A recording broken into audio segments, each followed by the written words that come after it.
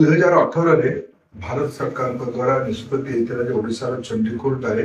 गोटे petroleum reserve बनवाई strategic petroleum reserve बनवाई विभिन्न कारण तत्कालीन ओडिशार मुख्यमंत्री अनुरोध करते जगह उपलब्ध करने परवर्ती अवस्था विभिन्न कारण सीधा क्रियान्वयन हो पार ना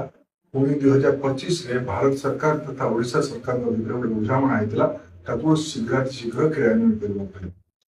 आज जो भाई वैश्विक परिस्थिति अच्छी पेट्रोल रिजर्व यार बहुत लाभ आमको मिल था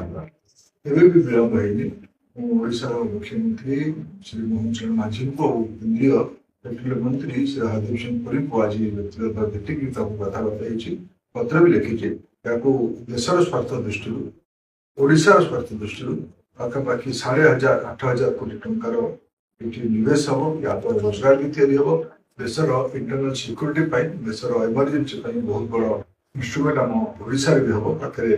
पारादीप रिफाइनारी अच्छी शीघ्राति शीघ्र प्रकल्प क्रियान्वयन हेले ओडिशा तथा देश को फायदा मिले।